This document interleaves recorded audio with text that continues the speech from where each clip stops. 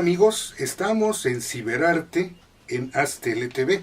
Usted sabe, este es un programa dedicado a la cultura, específicamente al teatro este día. Estoy preparando un libro sobre la crítica teatral, de tal manera que gracias a mi esposa, que es una historiadora del teatro, he estado recuperando muchos escritos que he hecho a lo largo de 30 y tantos años de actividad. Así que me encontré esto, que es la ética del crítico, la ética del comunicador. También di muchos años clases de periodismo. Entendemos que es la parte de la filosofía que habla de la moral y las obligaciones del hombre. Podríamos decir al mismo tiempo que debe de estar por encima de cualquier religión, ideología o tomas de posición, porque siempre establecerán fronteras artificiales. ¿Cuáles deberían de ser los objetivos de un comunicador? La búsqueda de un mejor destino para la humanidad, que el ser humano sea el eje, y respetando el arte, la cultura de cada región del mundo. En nuestro caso, que la cultura y el arte de México se respete, se conserve y se desarrolle.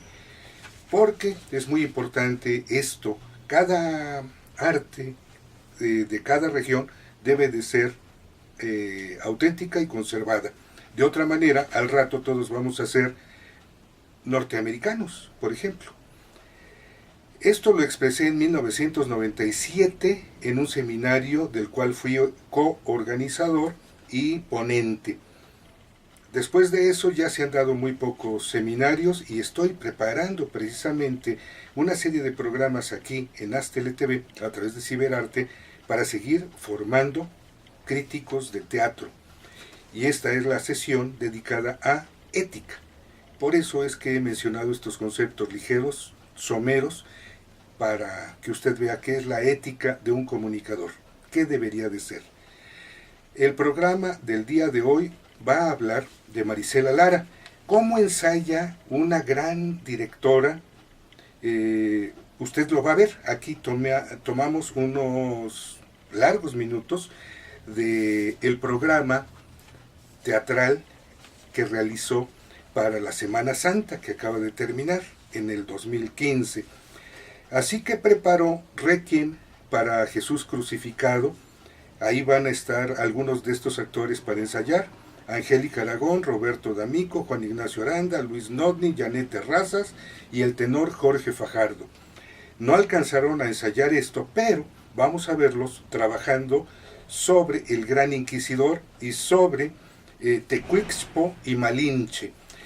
¿De qué hablan? Bueno, Requiem para Jesús crucificado es poesía alrededor de la muerte de Jesús. Se hace muy respetuoso, se hace muy bello con música barroca. Y el Tecuixpo y Malinche es el encuentro de dos mujeres muy importantes cuando la época de la conquista. Son la esposa de Cortés o la manceba de Cortés, Malinche, que se encuentra con la hija de Nezahualcóyotl, quien le va a pedir que le perdone la vida a su hijo. ¿Qué se dicen? ¿Cómo se encuentran? ¿Cómo era Cuauhtémoc, que le habían metido los pies en aceite hirviente? Creo que este dramatismo del diálogo va a ser muy, muy bello para que usted lo escuche. Y nos gustará mucho que usted meta las narices junto con nosotros a un ensayo en el Teatro Rodolfo Usigle de Coyoacán, a ver qué hace la maestra Marisela Lara. En la segunda parte vamos a asistir a una conferencia que organizó Enrique Singer para que nos presentaran a Jorge Dubati, a quien ya conocía yo largamente, pero ahora viene a algo muy especial, que es desarrollar su proyecto, La Escuela del Actor. Así que los dejo con la maestra Marisela Lara. La hora del Domingo de Ramos ha sonado. Estamos en la Gran Semana, como se llamaba en otros tiempos, o en la Semana Santa, para hablar el lenguaje de nuestra época. La iglesia ha despojado sus altares y cubierto con velos todos sus cuadros y estatuas de los santos. Además, y esto no contribuye poco, a dar un aspecto de desolación para las ceremonias de Semana Santa, que en ellas no se escuchan sino lúgubres cantos.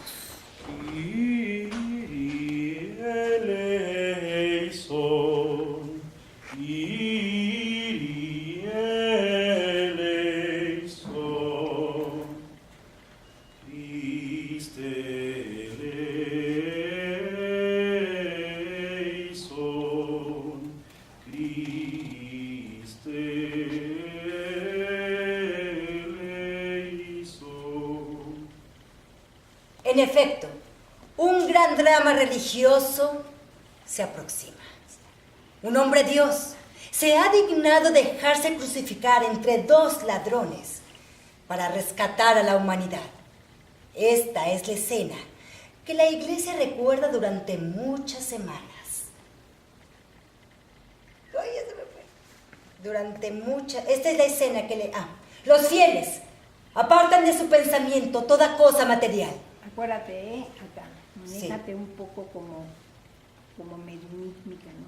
Apartan de su pensamiento, ¿sí? Los fieles apartan de Los fieles apartan de su pensamiento toda toda cosa. esa pausa. Los fieles apartan de su pensamiento. Los fieles. No, los fieles apartan. Los fieles apartan de su pensamiento toda cosa material y la elevan a la cumbre del Gólgota, donde se cumplió 19 siglos la regeneración del universo. ¿No dices ahí Jesús? ¿No? Maestro, ¿ahí escucho el disco o no voy directo? A ver, se va con música. Se va con, no, eso no tiene música. Ah, ok. Ahí me traen las campanadas antes de que salga ella. Las ponemos Sí. todo de una vez, por favor. Cuando te pares siempre en una escalera, haz una pierna arriba y otra abajo. Otra vez. Vamos a tomarlas. Sí, maestro. La introducción milenaria de la historia de los siglos. Cántala. La introducción milenaria de la historia de los siglos. Había concluido. Milenaria de la historia del género humano había concluido hasta arriba. La introducción milenaria de la historia del género humano había concluido. No, mira, no puedes hacer lo que hace una soprano, porque eres un tenor. Entonces, olvídate de lo que hace la soprano y vamos a ver qué hacemos tú y yo. Sí, maestro. Llévate esto ahorita. Ok, y entonces para cantar, me lo voy a cantar. Ok. Sí. Ok, sí, maestro. ¿Sí? Perfecto. Ok. Sí. Que te lo presenten. Sí. Y tienes el kiri, ¿verdad? Donde Sí. hacen la procesión. Eso no hay problema. Y luego hay una parte cantada que es a ver, esa, ¿cómo la tienes? La parte El pedazo que te falta. el kiri. No, la otra. El... Velo. Ok. Tú que la paz quisiste. Esa. Ok. Va. ¿Cómo la También tienes? lo tengo hablado, maestro. ¿Tú cantado vas entonces? Ok, Todo. Tengo que Poquito analizar, hablado. maestra. Ok, porque Poquito. lo estudié todo cantando. Ok. Ya he hablado también. Va. Muy bien. Vamos con Aarón. Quería decir, hay muchos compañeros, yo nomás soy para que no... ¿Qué haces? Estoy cuidando mi templo. Sí. Sí, Pues yo te cuido a ti. Yo te cuido a ti. sí, Vamos. vamos. Se te olvidó, ¿sabes qué? La mano. Sí, ¿Viste su memoria? Sí. ¿Y viste la tuya? Sí, maestro. Bueno, entren de nuevo. Por acá, ¿a dónde vas?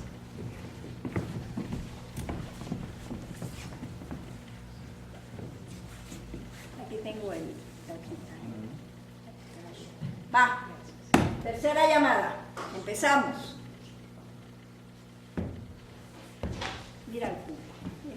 Nosotros somos el pueblo. Ahora sale el Señor. ¿Qué estás haciendo aquí? ¿Qué haces? Estoy cuidando mi templo. La mano. Estoy cuidando mi templo. Estoy cuidando mi templo. Ahora voltea aquí tantito para acá, que te veamos. Estoy cuidando mi templo. Estoy cuidando mi templo. Y yo te cuido a ti. Y yo te cuido a ti. Bueno, Sí. vamos. Fuerte, no te oí. Ven. Bueno, ahí vamos. Bueno, vamos. Aquí, acá, que yo te oiga, sin moverte. Bueno, vamos. Mírale, tantito. Bueno, vamos. Bueno, vamos. Te lo llevas. Yo creo que estuvo haciendo una revuelta en contra de su padre. Entonces, ellas dos mujeres recuerdan cuando Tecuixpo le fue a pedir a Malinche el que la ayudara con Cuauhtémoc. Pero todo esto es un ritual de muerte. Quiero que sea un ritual de muerte. Gabriela, estamos todos esperándote. Ahora sí dijiste que tú ibas a llegar tempranito. Tuve función, maestra. Hola a todos, perdón. Vístete, ¿sí? Allá está tu vestido en la bodega. Y necesito los benditos y todo eso que se cantan. ¿Cuáles son los que tenemos? Tenemos A ver, canta. Pero allá fuertes. Ese no necesita ser.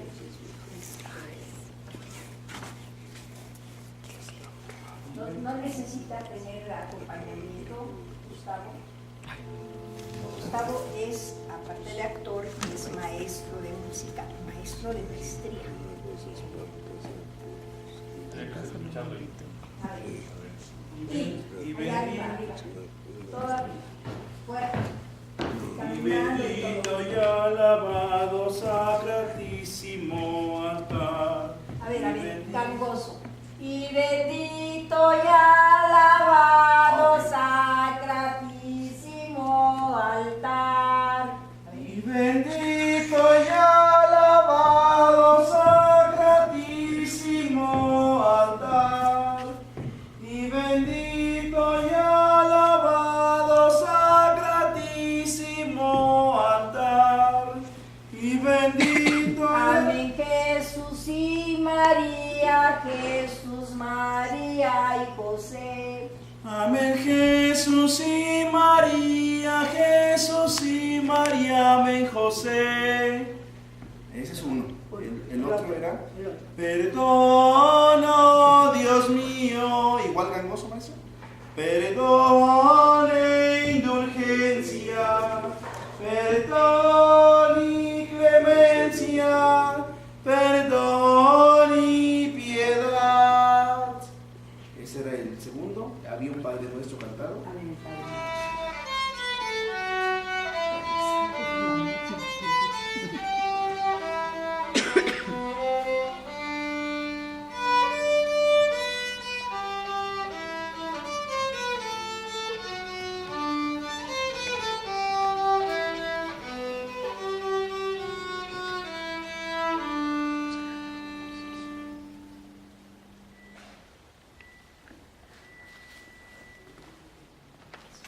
Atardecer, un saloncito junto a un pequeño jardín en el cual hay sembradíos en macetas de nube y ruda, hierba buena. Una cruz de madera ocupa un lugar prominente. Casa de Tecuixpo.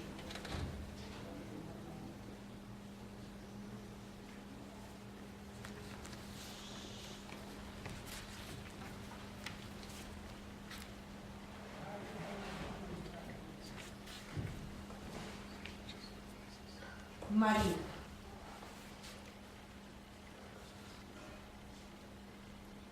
¿Qué deseas? No me avisaron de tu llamada. Estoy muy ocupada. Solamente deseo unos momentos de conversación contigo, Tecuixpo.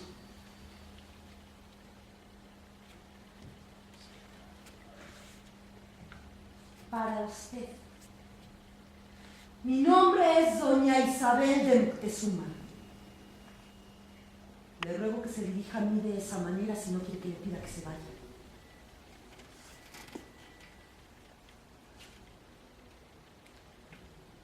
Usted y yo, María, no tenemos nada de qué hablar.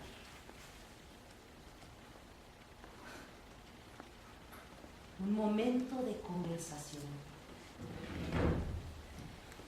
¿Me podría decir en cuál de los idiomas que usted domina también se realizará esta conversación?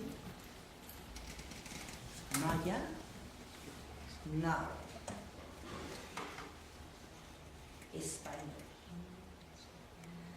Usted es avesada en todos estos.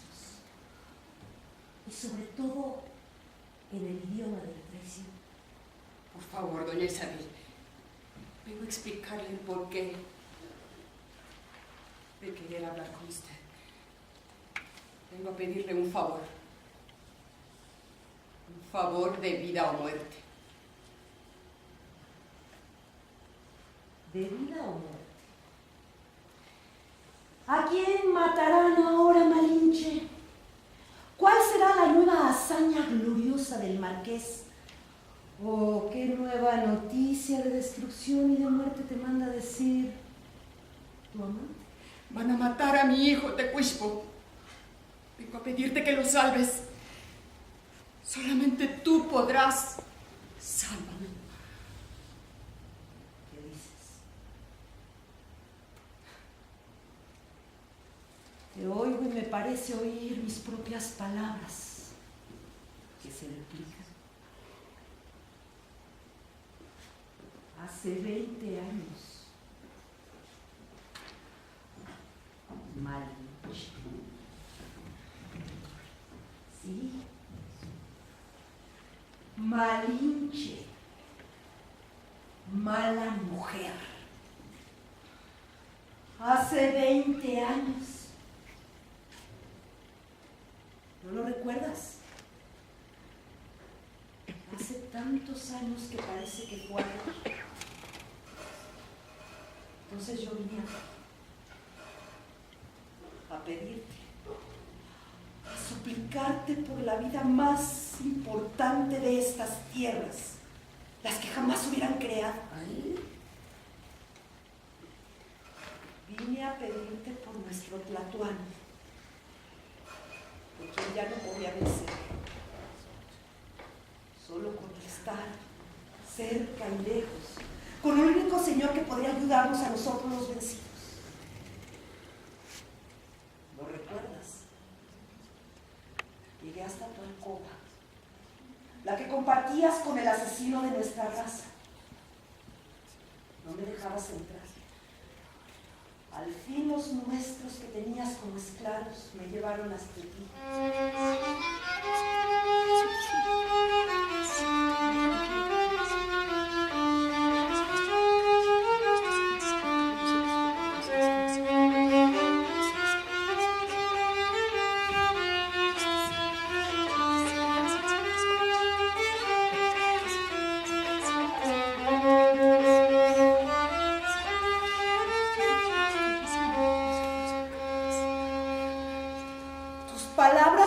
Antes que nada, arrodíllate si no quieres que te dé 10 latigazos. Mira, con una pausa que hagas en el lugar donde no va, se pierde lo que estás diciendo. Prefiero que lo leas para que veas bien lo que dice ahí. Y su entrada es como el que divierte a ellos, aunque no vas a bailar. A ver, perdón, aquí se ve una pausa mientras él toca. Sí, lo que estuvo leído raro fue lo de lee. Tus palabras fueron antes que nada una arrodíllate, si no quieres recibir 10 latigazos. Tú, como vencedora total, te reías de mí, de mi dolor.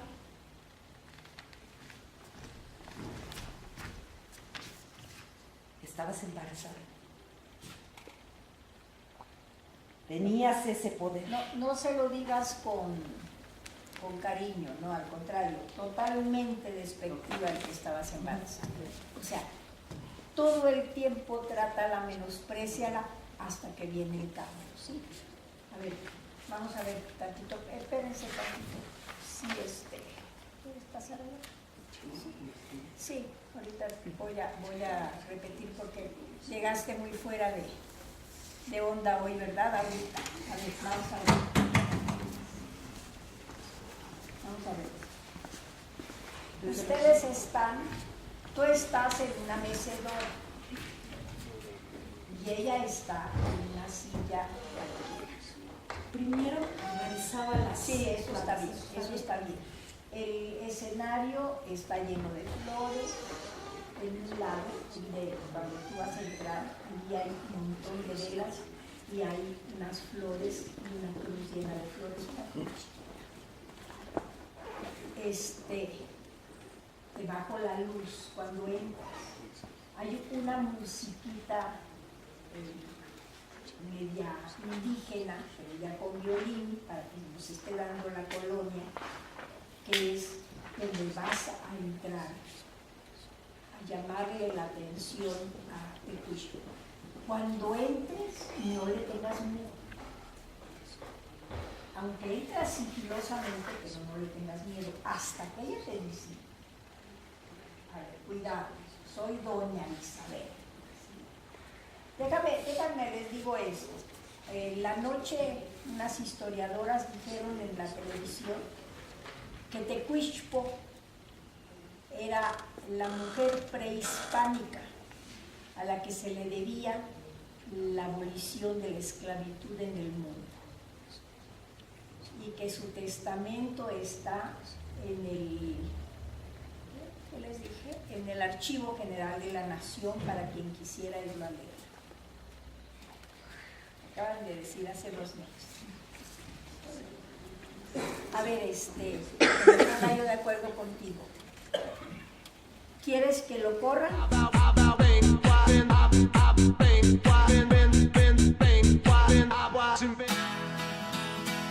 Crea tu propio negocio. Haz realidad tu proyecto. Comparte ideas para ganar dinero. Impulsa y entrena tu talento. Procura emprendimientos rentables y con futuro. Empieza hoy. Dayman, la receta del éxito. Dayman, por más de 7 décadas y con presencia en más de 9 países, se ha consolidado exitosamente como una empresa que desarrolla, fabrica y distribuye colorantes, saborizantes y productos alimenticios por excelencia. Nuestros productos abastecen a una amplia industria dedicada al manejo de alimentos micro, pequeña y de media a grande escala, ya que estos cumplen con altos estándares de calidad a nivel nacional e internacional y están elaborados para satisfacer las necesidades del mercado y gustos de nuestros consumidores. Nuestro principal objetivo es brindar un producto de calidad que nos permita mantener la lealtad de nuestros clientes y consumidores, excediendo sus expectativas de servicio. En Dayman desarrollamos la creatividad e impulsamos al máximo nuevos negocios. Dayman, proveedores de color y sabor por excelencia.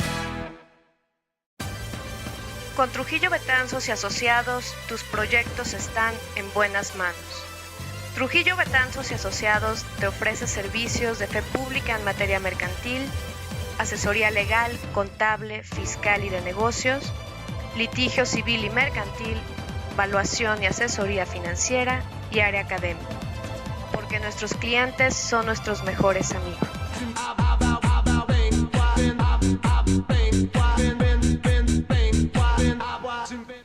Continuamos con el programa Ciberarte.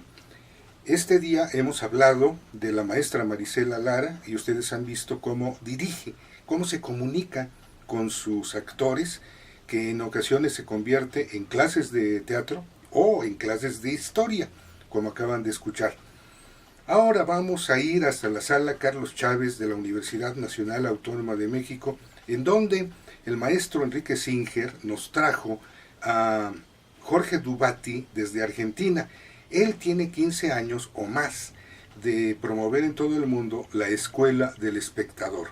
Es un proyecto muy bonito, interesante. Ustedes van a escuchar muchos de sus conceptos porque es una grabación larguita, pero vale la pena.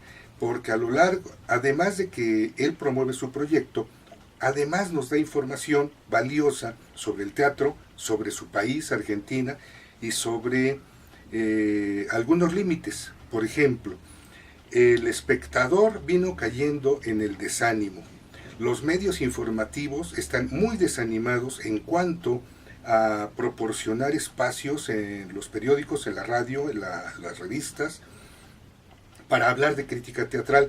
Antes había 3, 4, 5 cuartillas para hacer un proyecto. Ahora lo recortan a 1,5 y llega Dubati a su redacción y le dicen: te quitamos un pedazo para hacer una infografía. Usted sabe qué es infografía. Es un esquema, a veces con fotografías, cifras, números, letras, y eso le roba mucho, ¿cómo diríamos?, fuerza al periodista. Ya no es el crítico que puede destruir obras. Por eso, él pensó hace muchos años, cuando empezó esta decadencia del crítico teatral en el mundo, a pensar cómo hacer para que el espectador se prepare. Él hace todo esto. En México ya hay una escuela del espectador desde hace años. No sé si sea más chico o más grande. También hay en 2 estados más de la República. Así que dice que hay un nuevo espectador. También hay un nuevo espectáculo. El teatro ha girado, ha evolucionado, y ahora vemos circo, ahora vemos acrobacia, danza, objetos que entran, salen, vuelan, aparatos que lanzan humo, aparatos que lanzan viento, papelitos que nos rodean, gente que se enoja porque dice: yo vine a ver teatro, no a que me mojen, vine esperando una butaca, no que me tengan parado y que me muevan todo el tiempo. Bueno, esto es parte de lo que pretende la escuela del espectador. Cuando yo lo vi, no conocía el sistema, pensé que era una escuela de críticos, porque eso es lo que yo pretendo hacer con estos programas y con mis libros y con mis conferencias, con todas mis participaciones. Pretendo interesar a nuevos críticos que se acerquen a esta actividad. No, la escuela del espectador es para tener ahí a las personas, para que se preparen, disfruten más todavía de lo que es las diversas manifestaciones teatrales. Así que en este caso hay un solo maestro, que es el monitor, el que conduce cada grupo, y él les va explicando todo esto, y a veces lleva actores, directores, para que compartan sus conocimientos. Hay un nuevo espectador, hay un nuevo teatro. Él dice esto de Argentina. Nos comunicó que en Argentina hay 2,000 estrenos por año. Busqué nuestras cifras que di a conocer en la premiación número 32 de la agrupación de periodistas teatrales que presido. Y en México tuvimos en el 2013 2,300 obras en todo el país, 592 del Distrito Federal. En el 2014 calculamos 600 en el Distrito Federal, y sin contar a los microteatros, porque entonces nos iríamos a 650 o 700, y en todo el país posiblemente hayamos andado en 2,500 o 3,000 obras, porque el microteatro ya se extendió por varios estados. Así que es muy interesante comparar estas cifras. En Argentina 2,000, nosotros traemos unas 2,500 a 3,000 estrenos por año. Esto es lo que, como yo les plantearía, el proyecto de Escuela del Espectador. Si les interesa asistir, busquen en la página de la UNAM, Escuela del Espectador, y se va a desarrollar sobre todo desde abril, que ya fue la primera, hasta diciembre del presente año, y parte del objetivo es ir a ver obras y llegar a hacer comentarios sobre las mismas, para que entendamos más, para que disfrutamos más. Y dice Dubati que en ocasiones se ha encontrado con sorpresas, que la gente, por ejemplo, creía que el rompimiento brechtiano era un concepto sacrosanto, y él dice: no. Yo le pregunté, dice Dubati, a alguien que había trabajado en estos montajes, cómo era que preparaban el rompimiento en los ensayos y dijo, nunca se hizo eso.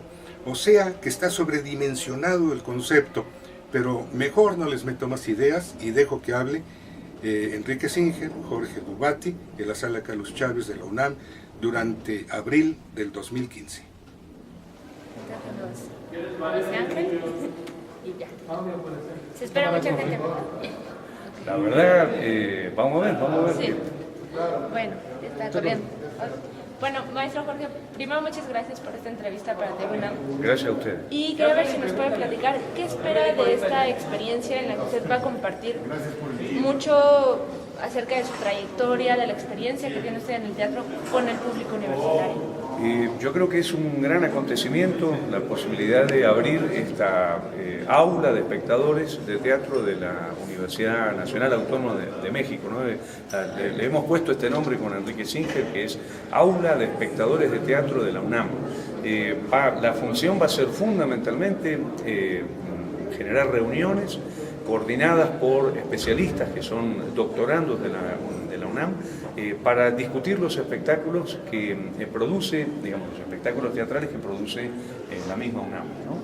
Es decir, que son 3 espectáculos por semestre y vamos a tener entonces una reunión por cada uno de estos espectáculos y una cuarta reunión donde se crucen los espectáculos, y la idea es fundamentalmente, en primer lugar, ofrecer ciertas herramientas a los espectadores, por otro lado, digamos, dialogar con los artistas y finalmente abrir la discusión con el público. Yo creo que va a ser una experiencia muy importante y que va a ir creciendo mucho, porque mi experiencia en Buenos Aires, yo hago la Escuela de Espectadores de Buenos Aires, que tiene ya 15 años de historia, y tengo 400 alumnos y una lista de espera de más de 400 otros alumnos. Abrí una segunda escuela de espectadores y se llenó enseguida con 100 alumnos más, o sea que siento que hay una gran necesidad de pensar con nuevas categorías teóricas en lugar del espectador en el teatro, y también pensar el nuevo rol del espectador, porque estamos ante nuevas competencias, nuevos roles de los espectadores. Maestro, justo retomando esta parte del rol de los espectadores, ¿cómo es posible formar al espectador y qué importancia tiene? Porque muchas veces se piensa que la cuestión de teoría de artes escénicas, todo esto tiene que ver con los actores, directores, compositores, pero el espectador solo tiene que disfrutar de alguna manera. Claro, yo creo que de lo que se trata es de otorgarle al teatro la importancia simbólica, artística que tiene. Todos sabemos que hay talleres de cineclub donde se analizan las películas, hay talleres de literatura, ¿no? Talleres literarios, digamos, donde se analizan obras. Hacía falta hacer lo mismo con el teatro, ¿no? Si bien ya hay muchas experiencias en México, yo rescataría mucho la experiencia que hace Bruno Bert con la Escuela de Espectadores y Luz Emilia Aguilar, la experiencia que se hace en Tijuana, bueno, y en distintos puntos de México, ¿no? Hay muchas experiencias. No existía un aula específica dentro de la UNAM que cubriera este aspecto. Entonces creo que es muy importante, y en este momento el protagonismo de los espectadores es enorme, porque los espectadores generan boca en boca. Los espectadores están escribiendo, tienen sus blogs, tienen sus páginas, digamos, en la web, pero también se graban en YouTube y cuelgan sus opiniones en YouTube. Es decir, estamos ante un espectador nuevo. Ya no es un espectador más pasivo que reconocía como autoridad a la crítica, sino un espectador mucho más activo que interviene de muchas maneras dentro del campo teatral. Y cuanto más tengamos un grupo de espectadores, digamos, apasionados, inteligentes, que tengan inquietudes, digamos, que le den al teatro la importancia que tiene, va a ser mejor para el teatro de la UNAM y por supuesto para el teatro mexicano, ¿no? Maestro, usted ha desarrollado un concepto que es el del teatro de los muertos. ¿Nos puede platicar un poco de qué va este concepto y si de alguna manera va a estar integrado a esta charla y esta formación del espectador?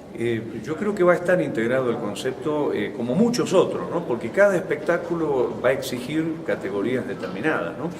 Hay algo que me parece que es muy importante decir, y es que no se va a tratar de analizar de manera cerrada el espectáculo para los espectadores, sino de lo que se va a tratar es de digamos, tirar herramientas, proponer conceptos, proponer elementos que le permitan al espectador proponer su propia construcción.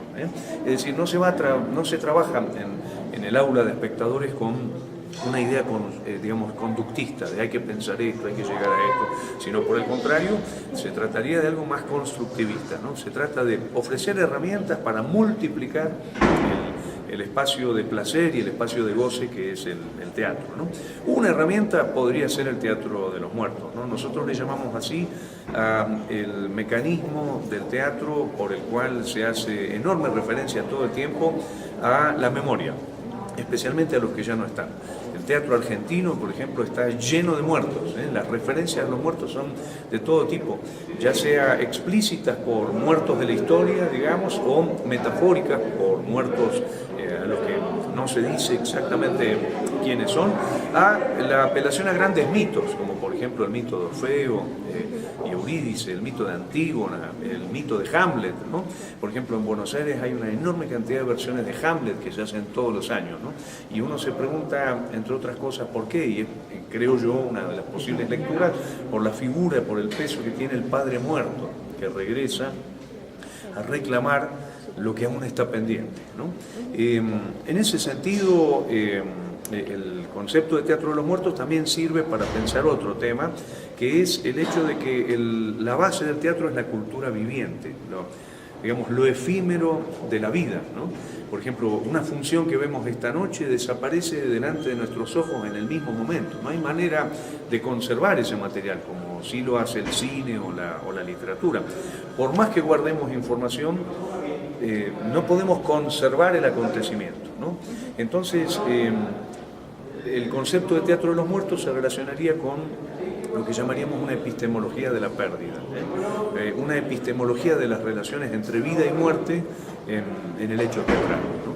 Creo que es un concepto muy interesante y es una de las grandes razones por las que la gente va al teatro, porque el cine es muy tranquilizante, en el sentido de que está enlatado, se conserva, lo puedo ver a la 1, a las 3, a las 7, a las 8, cualquier día de la semana.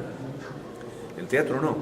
El teatro, al contrario, es cultura viviente que desaparece ante nuestros propios ojos, ¿no? Y en ese sentido podemos decir que la gente está yendo al teatro porque necesita religar con la cultura viviente, necesita volver a estar en contacto con los cuerpos vivos reunidos en una sala y no solamente con intermediación tecnológica del cine, de la televisión, de la radio, de las redes ópticas, ¿no? Yo diría que cuanto más esté armada la realidad desde las redes tecnológicas, desde el celular, pasando por la televisión y los satélites y todo esto, más necesidad va a tener la gente de reunirse convivialmente, ¿no? Que es lo que tiene la reunión teatral. Okay. ¿Algo que usted quiera agregar, maestro? Que tengo una enorme expectativa, la verdad que estoy muy contento de estar acá porque creo que va a ser algo muy importante, que esté el espacio, digamos, que el espacio se mantenga abierto y que además le dé una gran oportunidad de trabajo a estos jóvenes investigadores de la UNAM que son muy capaces y que, bueno, que van a quedar al frente de la coordinación del aula de espectadores. Así que muy contento. Ok, muchísimas gracias. Hoy vamos a inaugurar, esto en realidad es eso, es la inauguración de un proyecto de Teatro UNAM que tiene ya, digamos, tiene sus antecedentes, pero que pensamos nosotros que ha llegado el momento de echarlo a andar. Y gracias a la colaboración de Jorge Duarte vamos a poder iniciarlo con el pie derecho. Este proyecto nace de varias cosas. En primer lugar, nosotros pensamos que el teatro universitario debe de tener un principio y una base de reflexión. No nada más ver el teatro como un espectáculo, como un divertimento, o como un acto aislado, cultural, artístico, sino como parte de un proyecto, y sobre todo en la universidad, de un proyecto que invite a la reflexión.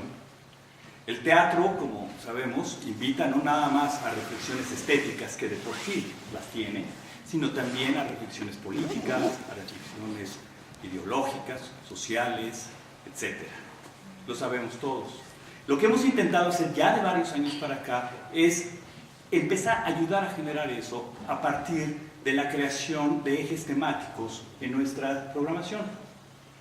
Muchos de ustedes ya se habrán dado cuenta, otros tal vez puedan volver al pasado y verlo, pero tratamos de que las obras tengan puntos en contacto entre ellas para motivar algún tipo de reflexión. Por otro lado, salud.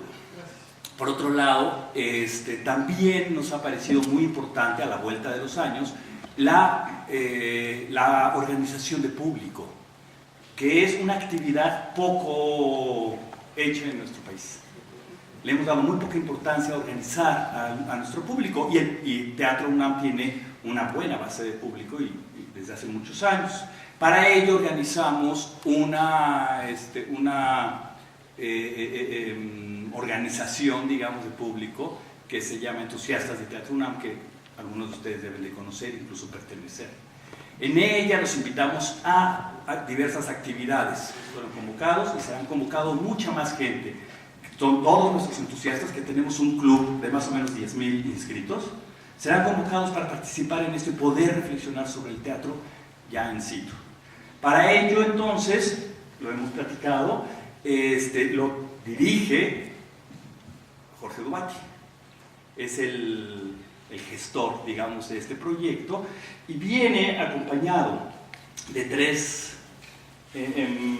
ya investigadores, gente que tiene su trayectoria: Rosa María Gómez, Luis Conde y Didan Weekend, los cuales han trabajado con Jorge y van a ser coordinadores de este proyecto y lo van a materializar. De repente quería leer sus currículums, pero me parece que ya es demasiado farragoso. Son currículums largos, fuertes, muy interesantes, de gente que no está improvisada. Eso se lo puedo decir, saldrá publicado, si el que lo quiera leer lo lee. Porque ya creo que es el momento de empezar ya con Jorge, pero es importante que sepan esto. Dentro de poco los convocaremos en nuestras redes, en nuestra red de entusiastas de Teatro UNAM, los convocaremos ya a participar en las reuniones que va a haber para tener estas reflexiones sobre nuestras obras. Se les invitará a las obras, etc. No va a ser muy largo, digamos, lo que voy a decir, y que, digamos, agradecer enormemente a Enrique por la posibilidad de darle, digamos, cauce a esta tarea y contarles un poquitito, digamos, para qué se va a hacer esta aula de espectadores de teatro de la UNAM, que tiene una función, digamos, vinculada con una cantidad de cosas. Pero lo primero que yo quería decir es que estoy muy agradecido de esta posibilidad. La verdad que estoy feliz, sinceramente, de que se pueda abrir esta aula, porque además creo que va a tener una enorme potencia con la multiplicación, con el tiempo, con el desarrollo de las actividades. Yo lo primero que quiero señalar es que estamos viviendo en una etapa del teatro que nos pide nuevas teorías, que nos exige nuevos marcos teóricos. No podemos pensar el teatro actual con la mirada de la teoría del pasado. Este es uno de los grandes desafíos que tenemos en el presente. Y por otro lado, no tenemos suficientes categorías para pensar todavía el rol de los espectadores dentro de lo que serían los nuevos campos teatrales, ¿no? Por eso el aula de espectadores de la UNAM va a tener la intención justamente de ir proponiendo nuevas categorías teóricas, nuevos marcos teóricos y fundamentalmente pensando, pero también incentivando el rol de los espectadores, las nuevas competencias de los espectadores hoy.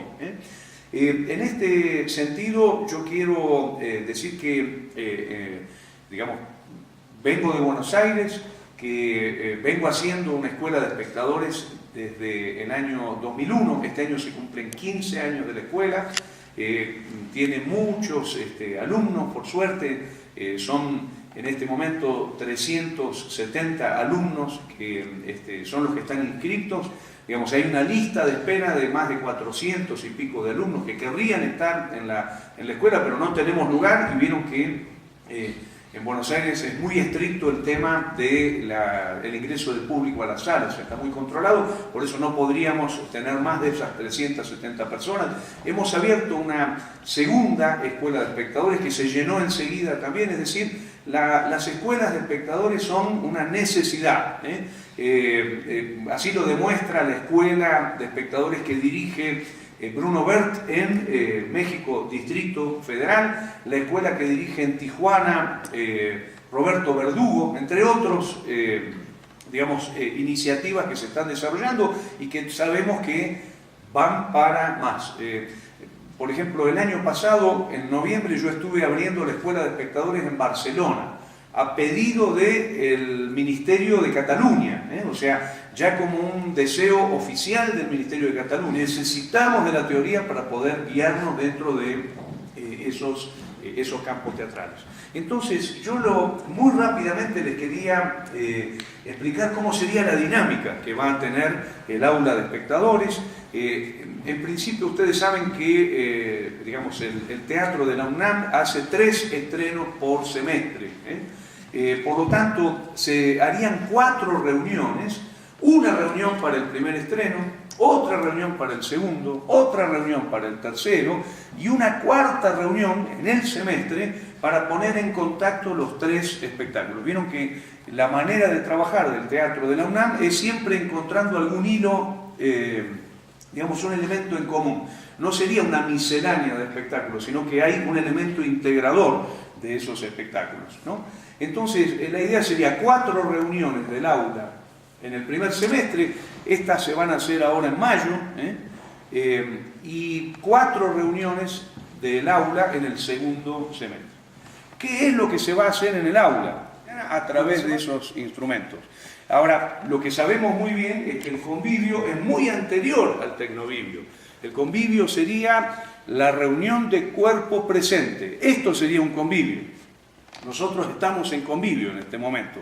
Entonces podemos decir que hay un elemento muy fuerte en el teatro actual por el que la gente está yendo al teatro, que es el principio de la convivialidad. Necesitamos reunirnos en los teatros porque avanza tanto la vida que llamamos tecnovivial o lo tecnológico, que necesitamos compensar y mantener los vínculos conviviales. Fíjense, esto ya implica un espectador que elige ir al teatro para buscar los convivios, la cultura viviente.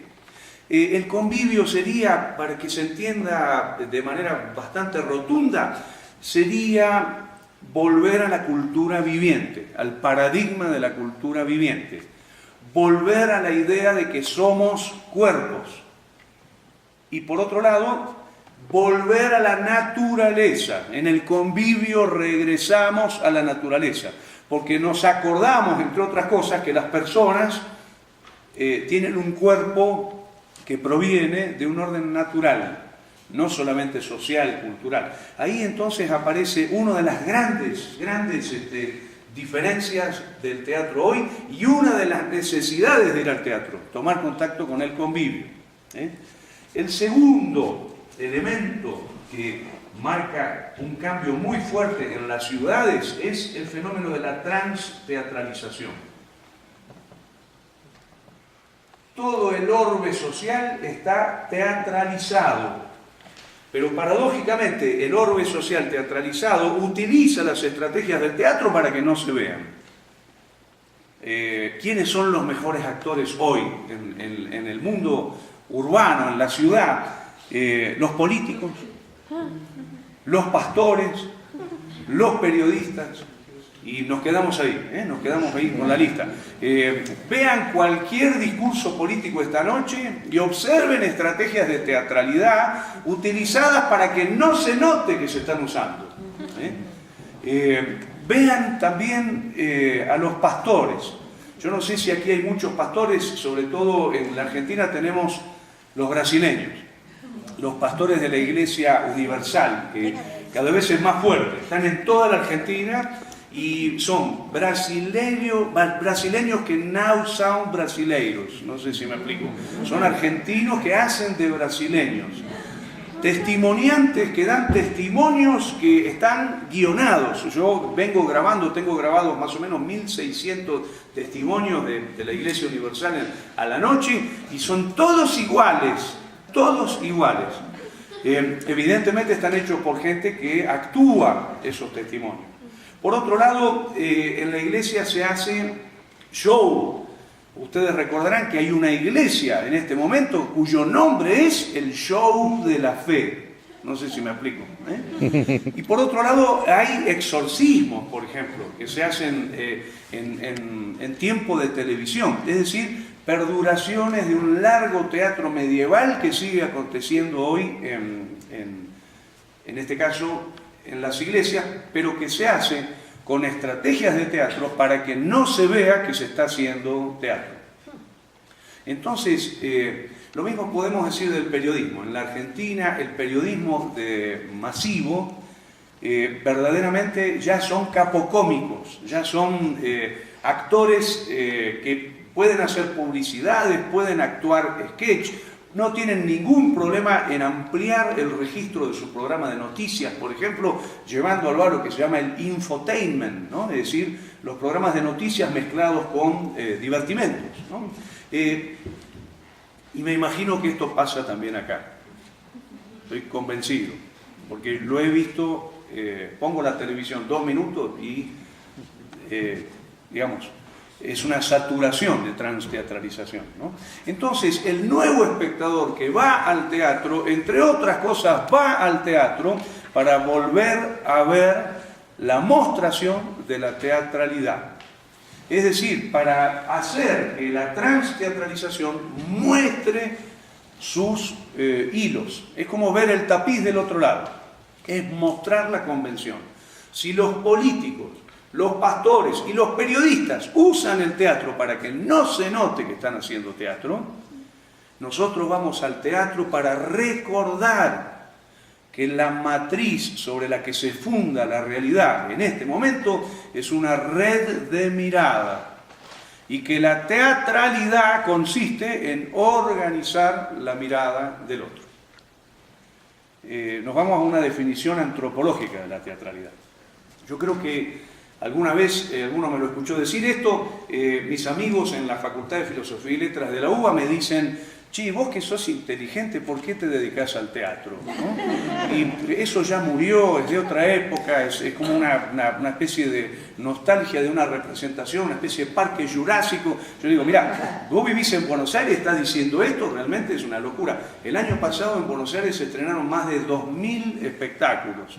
Por otro lado, es una capital, pero fervorosamente teatral. Y además te digo, entender el teatro a mí me permite entender la teatralidad y comprender que el mundo se sostiene en una red de mirada que sostiene el poder y sostiene el mercado. Es decir, entender el uso de la teatralidad por parte de periodistas, políticos, pastores, etc., es entender ese uso de la teatralidad para controlar la mirada en el poder y para controlar la mirada en el mercado. Sería el que logre controlar la mirada, logra que lo voten, y el que logra controlar la mirada, logra que le compren. Les pido esta noche, por favor, no solamente vean un pedacito de algún discurso político, vean también, por favor, alguna publicidad. Por ejemplo, hay algunas que son muy deschavadoras, las publicidades de autos, por ejemplo. O las publicidades femeninas de cremas o shampoos, ¿no? Fíjense, por favor, cómo se le organiza la mirada al consumidor para que el consumidor, por más de que sea consciente, al otro día va al supermercado y compra el shampoo o el detergente que se le estuvo recomendando, ¿no? Entonces, hay algo muy importante acá que sería, hay un movimiento contra la transteatralización. ¿Quién está llevando adelante ese movimiento? El teatro. ¿Por qué? Porque la transteatralización no muestra la convención y el teatro no muestra. Entonces podemos decir, el nuevo espectador va a relacionarse con el teatro porque es la manera de observar la sustancia teatral con la que está organizada su realidad. En el teatro se le muestra esa convención. Bueno, tercer elemento que podemos decir que caracterizaría hoy a los espectadores. Se encuentran con ciudades teatrales muy caóticas. Digamos, nos encontramos con ciudades que tienen escalas de teatro ya no como en el pasado. En Buenos Aires, en la década del 60, se estrenaban 300 espectáculos. Con un poquito de esfuerzo llegabas a ver la mitad, el 50%. Yo llego a fin de año a ver unos 170 espectáculos de Buenos Aires, con la lengua afuera, O sea, viendo mucho, yendo los sábados a ver 3 obras, los domingos a ver 2. Y me encuentro con que no es ni el 10% de los 2000 estrenos que se hicieron en el año, ¿no? Entonces hay algo muy interesante, y es que el espectador de teatro hoy se encuentra con un gran tema, que es que necesita información, necesita orientación. No solamente por la enorme diversidad de ofertas que hay, sino también porque el teatro se ha complejizado. Estamos ante un teatro que no necesariamente está en las coordenadas del espectador, por su altísimo nivel de experimentación, por sus redes conceptuales muy originales.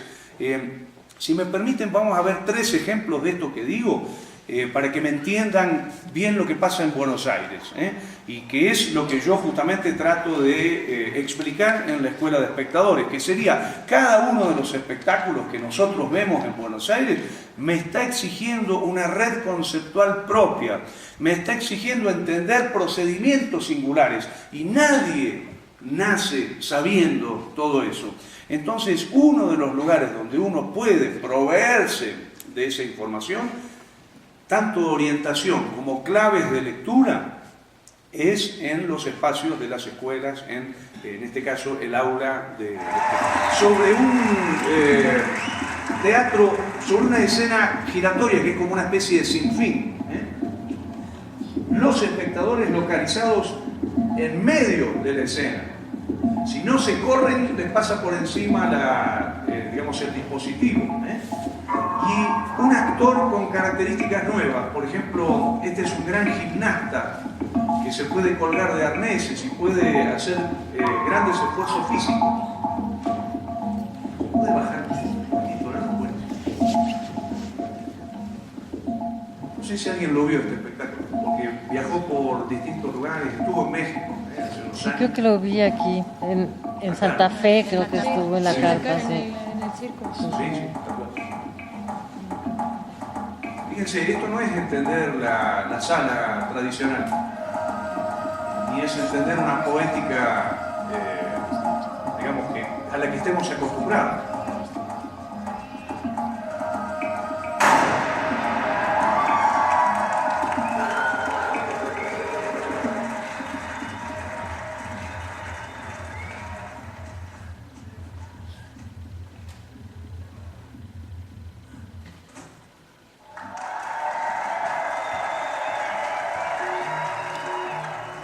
Los espectadores en convivio, ¿no?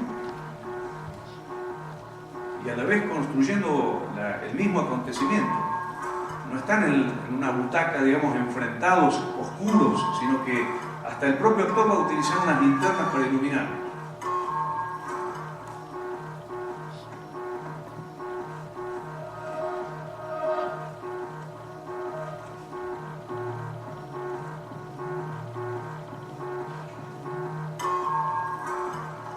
Una pregunta que uno podría hacerse es la primera vez que se usa este tipo de carromato con una sinfín. ¿Y qué relación tendría este carromato con los carromatos medievales, por ejemplo, que perduran hasta el día de hoy en Latinoamérica, en los festejos de Semana Santa, de la Pascua?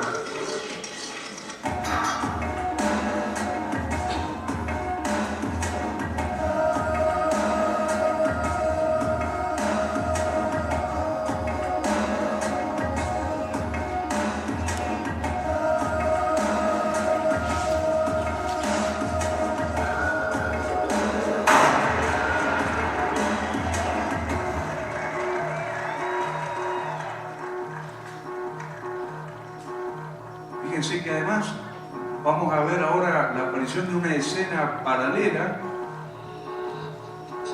que nos permitiría hacer un cambio absoluto en el orden de representación.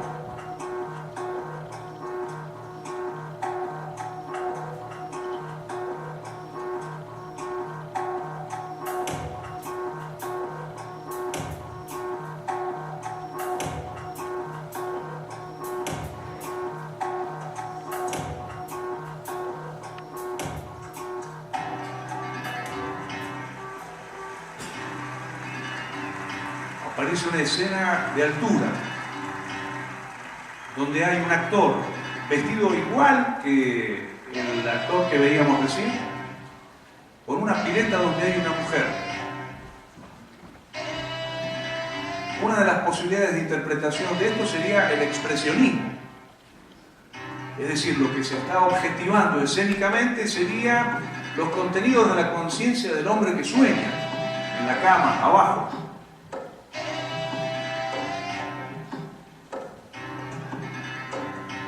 Uno dice, ¿eso sería el expresionismo? Sí, el expresionismo sería la objetivación escénica de los contenidos de la conciencia. Simultáneamente una pregunta muy interesante, ¿qué música es esta?